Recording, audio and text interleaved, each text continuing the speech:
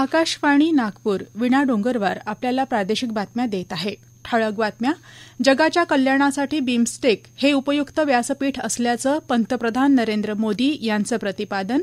महाराष्ट्र, ओडिशा आणि छत्तीसगड या 3 राज्यांमधील 15 जिल्ह्यांना व्यापणाऱ्या 4 मल्टीट्रॅकिंग प्रकल्पांना केंद्रीय मंत्रिमंडळाची मान्यता. गोंदिया, बल्लारशाह दुपदरीकरणाचा समावेश. वर्ष 2024-25 ते 2028-29 या आर्थिक वर्षांसाठी व्हायब्रंट व्हिलेजेस प्रोग्राम 2 योजनेला केंद्रीय मंत्रिमंडळाची मंजुरी.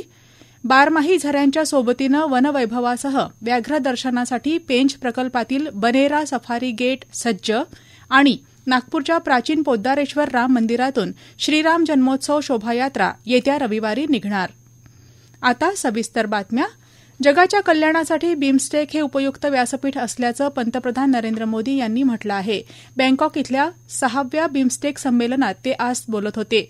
बिमस्टेक ही दक्षिण आणि आग्नेय आशियाई देशांची संघटना असून सदस्य देशांमध्ये सहकार्यासाठी 21 कलमी कार्यक्रम पंतप्रधानांनी प्रस्तावित केला. बिमस्टेक चेंबर ऑफ कॉमर्सच्या स्थापनेची घोषणा करून त्यांनी सांगितलं की त्याची व्यावसायिक बैठक दरवर्षी होईल. आपत्ती व्यवस्थापनातल्या उत्कृष्टतेचं केंद्र भारतात स्थापन करण्याची घोषणाही त्यांनी केली. त्यात बिमस्टेक देशातल्या 300 युवकांना दरवर्षी प्रशिक्षण दिलं जाईल असं त्यांनी सांगितलं. तसंच दरवर्षी भारतात बिमस्टेक पारंपरिक संगीत उत्सव आयोजित केला जाईल असंही ते म्हणाले. संसदेच्या दोन्ही सभागृहांच्या अर्थसंकल्पीय अधिवेशनाचं कामकाज आज संस्थगित झालं.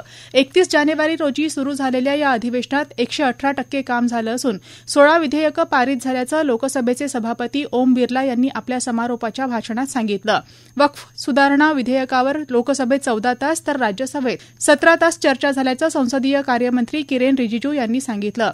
हे विधेयक सरकारनं बळजबरीनं पारित करून घेतल्याचा काँग्रेसच्या ज्येष्ठ नेत्या सोनिया गांधी यांचा आरोप रिजिजू यांनी फेटाळून लावला. सभापती ओम बिर्ला यांनीही हे विधान दुर्दैवी असल्याचं म्हटलं आहे. वक्फ सुधारणा विधेयक 2025 काल राज्यसभेत मंजूर करण्यात आलं. सुमारे 12 तासांच्या चर्चेनंतर 128 सदस्यांनी या विधेयकाच्या बाजूनं तर 95 सदस्यांनी या विधेयकाच्या विरोधात मतदान केलं. हे विधेयक लोकसभेत आधीच मंजूर झालं आहे. या विधेयकाचा लाभ केवळ आणि केवळ मुस्लिम समुदायाला होणार असून वक्फ बोर्डाकडे असलेल्या संपत्ती व्यवस्थापनात बिगर मुस्लिम समुदायाचा हस्तक्षेप असणार नाही असं अल्पसंख्याक व्यवहार मंत्री किरेन रिजिजू यांनी चर्चेला उत्तर देताना सांगितलं. हम चाहते हैं कि सबको डिसीजन मेकिंग का बॉडी में जगह मिलना चाहिए, इसलिए सबको एम्पावरमेंट कर रहे हैं. एफिशिएंसी को हम इंक्रीज करने के लिए टेक्नोलॉजी का इस्तेमाल करने का भरपूर इसमें प्रावधान किया गया है. अब सेंट्रलाइज डेटाबेस होगा, डिजिटल पोर्टल होगा जो सारा स्टेट बोर्ड के साथ में लिंक होगा, लाइव होगा. वक्फ प्रॉपर्टी का कंटिन्यूसली रजिस्ट्रेशन, ट्रैकिंग, कंप्लायंस पूरा व्यवस्था करके हमने एफिशिएंसी को टारगेट दिया है. राज्यसभेत काल या विधेयकावर झालेल्या चर्चेदरम्यान सत्ताधारी पक्षाच्या सदस्यांनी विधेयकाचं स्वागत केलं तर विरोधी पक्षांनी विधेयकाविरुद्ध आणि केंद्र सरकारविरुद्ध टीकेचा सूर लावला होता. संसदेनं मुस्लिम वक्फ रद्द करणं विधेयक 2025ला मान्यता दिली, ज्याच्या प्रभावामुळे मुस्लिम वक्फ कायदा 1923 रद्द होतो. हे विधेयकही काल राज्यसभेत मंजूर करण्यात आलं. पंतप्रधान नरेंद्र मोदी आणि केंद्रीय गृहमंत्री अमित शाह यांनी वक्फ सुधारणा विधेयक संमत झाल्याबद्दल समाधान व्यक्त केलं आहे. पंतप्रधान नरेंद्र मोदी यांच्या अध्यक्षतेखाली झालेल्या आर्थिक व्यवहार विषयक मंत्रिमंडळ समितीनं रेल्वे मंत्रालयाच्या 4 प्रकल्पांना मंजुरी दिली आहे, ज्याचा एकूण खर्च अंदाजे 18,658 कोटी रुपये आहे. महाराष्ट्र, ओडिशा आणि छत्तीसगड या 3 राज्यांमधील 15 जिल्ह्यांना व्यापणाऱ्या या 4 प्रकल्पांमुळे भारतीय रेल्वेचं विद्यमान जाळं सुमारे 1247 किलोमीटरनं वाढेल. या प्रकल्पांमध्ये गोंदिया, बल्लारशाह दुपदरीकरण प्रकल्पाचा देखील समावेश आहे. या प्रकल्पाअंतर्गत 19 नवीन स्थानकं बांधली जातील. त्यामुळे गडचिरोली आणि राजनांदगाव या 2 आकांक्षित जिल्ह्यांदरम्यान संलग्नता वाढेल.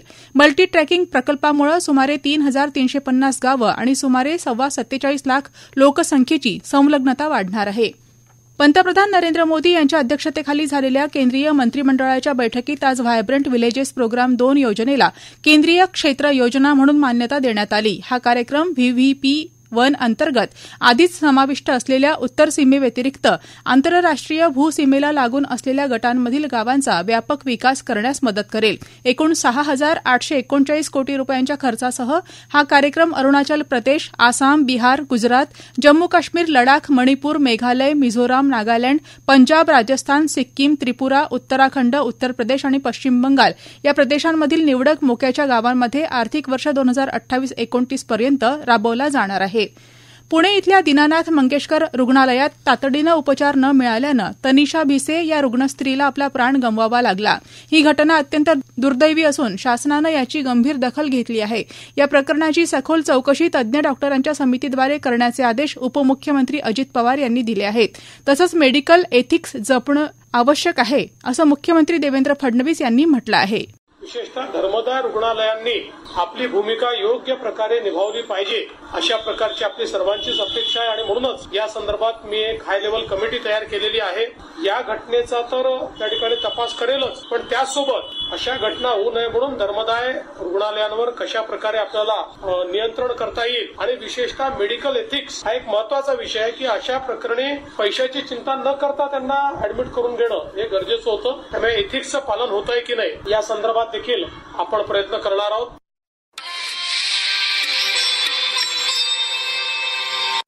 माहिती आणि प्रसारण मंत्रालय भारत सरकार द्वारा मुंबईत आयोजित waves 2025 animation, gaming, E sport, comics, चित्रपट यांसह अनेक क्षेत्रांमधील तुमच्या प्रतिभेचं जगाला दर्शन घडवण्याची संधी.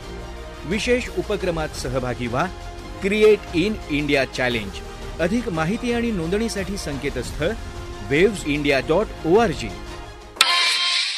भंडारा जिल्ह्याच्या लाखांदूर वन विभागातर्फे नरभक्षी वाघाला पकडण्यात आज यश आलं आहे. गेल्या 3 दिवसांपासून वन विभागातर्फे वाघाचा शोध घेण्यात येत होता. या वाघानं लाखांदूर तालुक्यातील खैरी इथल्या शेतकऱ्यावर हल्ला करून त्याला ठार केल्याची घटना नुकतीच घडली आहे. या प्रादेशिक बातम्या आपण आकाशवाणीच्या नागपूर केंद्रावरून ऐकत आहात. आमच्या केंद्रावरील सर्व बातम्या ऐकण्यासाठी आणि ताज्या घडामोडी जाणून घेण्यासाठी Marathi news Nagpur all India radio या आमच्या युट्यूब चॅनलला नक्की सबस्क्राईब करा. आकाशवाणीचं हे नागपूर केंद्र आहे. नागपूरपासून अवघ्या तासाभराच्या प्रवासानंतर पेंच व्याघ्र प्रकल्पातील बनेरा सफारी गेटच्या मार्गे पेंच व्याघ्र प्रकल्पाला भेट देऊन निसर्गातील बारमाही झरे आणि जैववैविध्य वनजीवांसह अनुभवण्यासाठी मोठ्या प्रमाणात पर्यटकांची व्यवस्था व्हावी या दृष्टीनं वन विभागानं चपखल नियोजन केलं आहे. सफारी बुकिंग mahaforest.gov.in या संकेतस्थळावर सर्व प्रकारची माहिती उपलब्ध करून देण्यात आली आहे. येत्या काही दिवसातच कोलितमारा ते कुवारा भिवसेन सोलर लक्झरी बोटच्या माध्यमातून ही सफारी अधिक रंजक होईल असं वन विभागाच्या वतीनं कळवण्यात आलं आहे. प्रभू रामचंद्राच्या जन्मोत्सवानिमित्त नागपुरात पोद्दारेश्वर राम मंदिरात आयोजित होणारी श्रीराम जन्मोत्सव शोभायात्रा येत्या रविवारी आयोजित करण्यात आली असल्याची माहिती मंदिराचे व्यवस्थापक विश्वस्त पुनीत पोद्दार यांनी एका पत्रपरिषदेत दिली. रविवारी दुपारी 4 वाजता मंदिरातील उत्सव मूर्ती प्रमुख रथात विराजमान होतील. त्यानंतर मुख्यमंत्री देवेंद्र फडणवीस, केंद्रीय मंत्री नितीन गडकरी, माजी राज्यपाल बनवारीलाल पुरोहित, पोलीस आयुक्त रवींद्रकुमार सिंघल, मनपा आयुक्त आणि सर्वपक्षीय आमदारांच्या हस्ते श्रीराम पंचायतनाचं पूजन होऊन शोभायात्रेला प्रारंभ होईल. शोभायात्रेत स्केटिंग पथक, प्रतिहारी दल, अश्वमेधाचा घोडा, शंखनाद दल इत्यादी प्रमुख 90 चित्ररथ राहणार आहेत.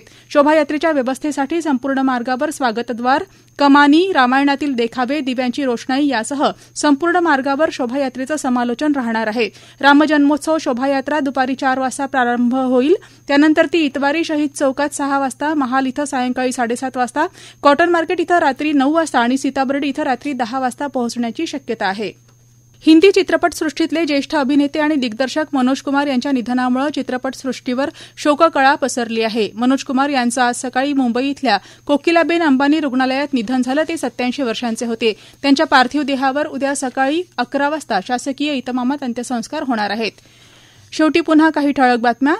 जगाच्या कल्याणासाठी बिमस्टेक हे उपयुक्त व्यासपीठ असल्याचं पंतप्रधान नरेंद्र मोदी यांचं प्रतिपादन. महाराष्ट्र, ओडिशा आणि छत्तीसगड या 3 राज्यांमधील 15 जिल्ह्यांना व्यापणाऱ्या 4 मल्टी ट्रॅकिंग प्रकल्पांना केंद्रीय मंत्रिमंडळाची मान्यता. गोंदिया, बल्लारशाह दुपदरीकरणाचा समावेश आणि बारमाही झऱ्यांच्या सोबतीनं वनवैभवासह व्याघ्र दर्शनासाठी पेंच प्रकल्पातील बनेरा सफारी गेट सज्ज. याबरोबरच हे प्रादेशिक बातमीपत्र संपलं. यापुढील ठळक बातमीपत्र थोड्याच वेळात 6:15 विविध भारतीवर प्रसारित होईल. नमस्कार.